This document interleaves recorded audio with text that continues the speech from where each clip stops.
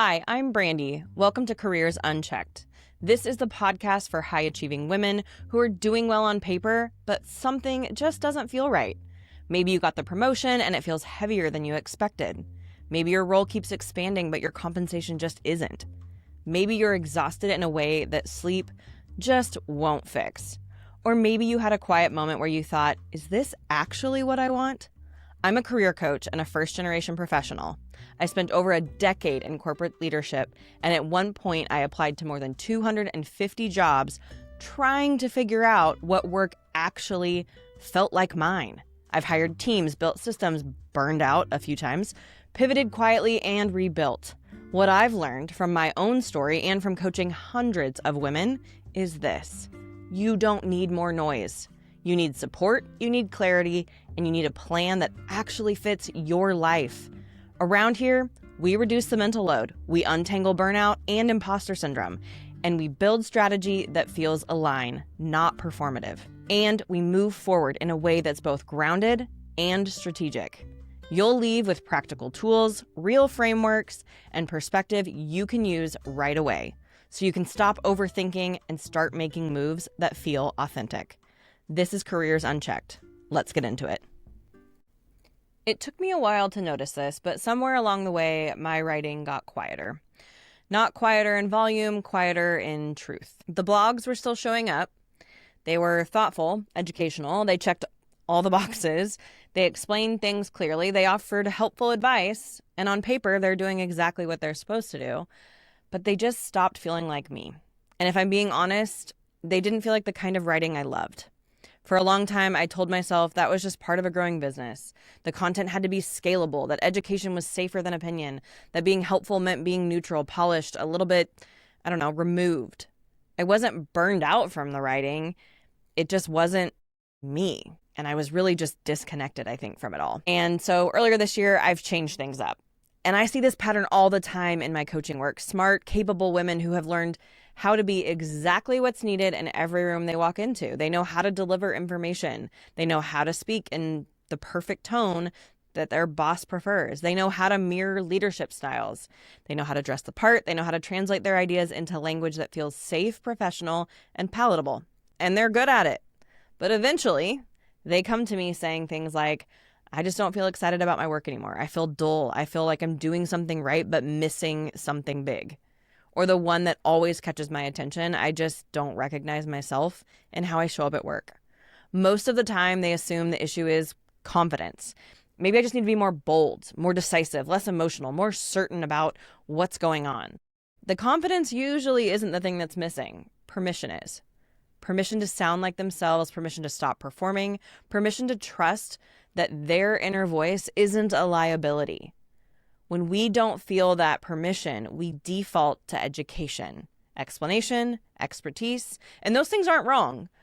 But when they become armor, they start to drain us quietly over time. Most of the women I work with are passionate, and that's exactly what had happened to my writing.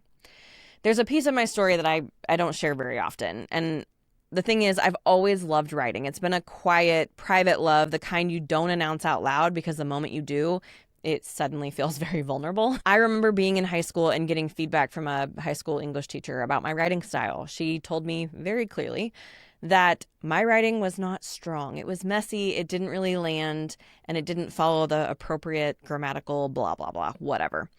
And I remember sitting there hearing those words and thinking, well, maybe this isn't what I'm good at. Maybe this isn't where I shine. And I didn't consciously decide to stop writing after that, but I did. And something lodged itself in my nervous system that day. And over time, that message became a quiet background belief for a very long time. And as an adult, writing has slowly come back to me, not as something public, but something that helped me think. Honestly, when I opened my business, that was really when the dial started turning. It was for me at first. It was a blog that I enjoyed writing, but I think it was part of me taking ownership back. But as my business grew and more visibility starts happening, that old narrative definitely crept back in. And so if you've been around here for a while, you might know that over the last year or so, my writing started turning into a place where I was performing. Over the past few years, my blog shifted more and more from my heartfelt messaging to helpful education only. It was helpful, structured, informative, but also, oh my gosh, so flat. I'll admit this, tried outsourcing them for a while, thinking that maybe that's going to solve the problem. Instead, all it did was create distance between me and my audience. Engagement dropped, readers felt it, and honestly, I felt it. Then came a season of experimentation in my business, trying to scale ideas, create broader educational resources, build things that would reach more people. And for a while, that made sense. But in the process, I drifted further and further away from my own voice, and it became even more generalized, more universally helpful, and less human and less effective for the people I want to talk to. So, as I started planning for this next chapter of my life and business with a toddler who has learned that running's cool and that knows his new favorite word, I have a smaller capacity and much clearer sense of what matters, something that I really want to start leaning into. And I realized that chapter, it's over. The season of me trying to scale my voice back into something that was palatable for everyone is just not going to fit my life. So if at some point I decide I want to scale and we get back to that, maybe that will work. But for now, my capacity just looks different. My voice needs to be 100% me. And if you have noticed over the last few months, my writing style, maybe even my podcasts have shifted a little bit because I am turning more into who I am and what I want to talk about. And if that old me returns, please somebody send me an email and say, hey, I feel like this is turning into a little more generic stuff again. I want to be more aligned. I want to be more intentional. And I know I don't have to decide right now exactly what that looks like. So I'm letting all of that stay open. But what I do know is this. I miss writing like this. I miss talking from my heart, from my sleeve. I missed early mornings on my couch, drinking a cup of coffee in a quiet house before everyone wakes up, letting my thoughts just unfold and reflecting on something that I want to teach because it keeps popping up in my business. I was reminded of that truth when I revisited an article I wrote last November. It centered on permission. And honestly, when I reread it, I realized something really surprising. I needed to take my own advice. And when I started researching some different things on authenticity, it showed that the research actually supports this experience, both for me and for a lot of my clients. Studies show that when people suppress their authentic self-expression at work, it leads to an emotional exhaustion and lower job satisfaction. That's not something anybody wants. And the act of constantly monitoring how you come across, editing your tone, adjusting your language, that just takes a whole lot of mental energy that this mom does not have. Energy that I could be using to fuel creativity, have really great connection with the people in my life, and show leadership in different ways. And another study that I found shows that employees who feel safe expressing their authentic selves at work report higher levels of engagement, well-being, and performance. Listen, authenticity is not just about being honest. It's about being able to have sustainable energy. One of my mentorship clients recently had a moment like last week about this. She works full-time in a consultancy role for a startup, but she also manages her own book of business on the side. It's all come out through this whole mentorship process, which is amazing. But both of these roles are new for her. And before this, she had come from a very rigid work environment where there really was not space for her voice at all. So over the past few months, she's been telling me how frustrated she has been with the startup that she works with. The founders, they've got a vision in their heads, but goodness, can they not explain it to anyone else? Which meant everyone around them is constantly trying to interpret what they mean or what they want. Projects are starting to stall, priorities are starting to shift, and the whole team has been stuck in this cycle of, quite honestly, confusion. Meanwhile, on the consulting side of her work, something very different has been happening. Over the last couple months, her smaller clients were praising her for her strategic thinking. They valued her perspective. They trusted her vision and leadership. And slowly she started to realize something. The version of herself that clients loved was her authentic self, not the restrained version she had learned to perform in this really rigid work environment. So eventually, last week, she did something brave. She stepped into a leadership meeting at this startup and said the things that needed to be said out loud. She named the lack of clarity straight to the CEO. She called out the inconsistencies. She explained how the muddiness was slowing everybody's ability to grow. And the interesting thing was, it worked. And it wasn't perfect. It wasn't like a magical shift. But her energy shifted immediately. And when she did that, she started to show up as herself.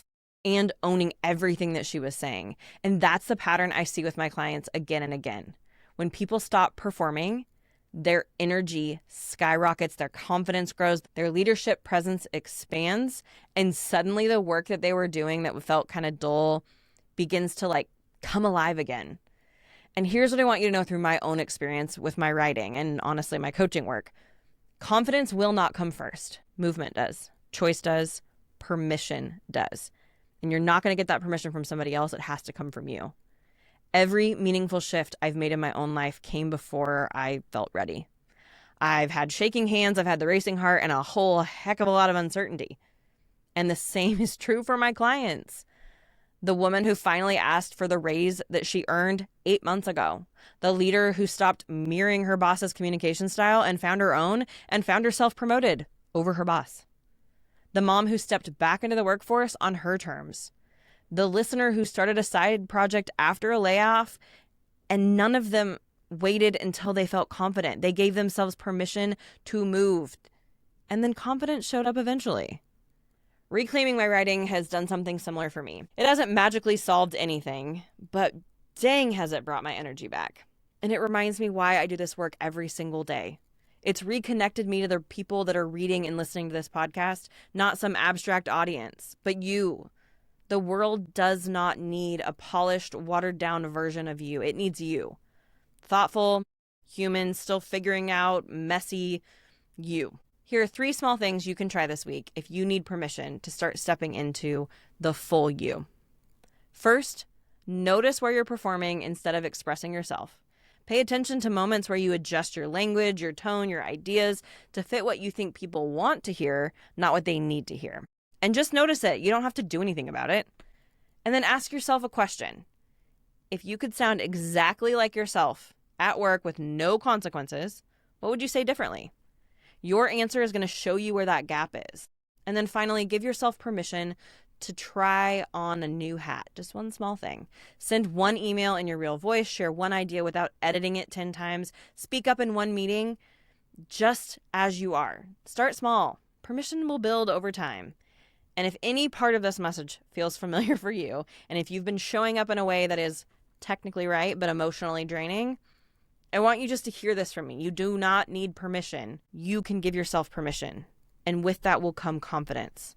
You don't have to reinvent yourself. You just need to own who you are. This is the work I'm doing in this chapter of my business, one-on-one, in partnership with people, helping people notice where they've been withholding their own voice and walking beside them as they start to choose a different path. If you're feeling dull, disconnected, or unsure of why something that once worked just doesn't anymore, you do not have to figure that out alone. Thank you for being here. And until then, I'll see you next time. Thanks for being here on this episode of Careers Unchecked. If something from today is sitting with you and a good next step feels like taking our burnout quiz, I want you to head over to talentcareercoaching.com. This quiz is free, it's short, and it's designed to help you figure out what you're feeling is burnout, or maybe it's misalignment and something about your work is no longer a fit. Those aren't always the same thing, and it really does matter which one it is so that you can go deeper and figure out what is actually happening. Just so you know, everything else lives there too. Blog posts, past episodes, free resources, and then obviously how to book a call or work with me if that makes sense for you too. All of it is there. In the meantime, I'll see you next week.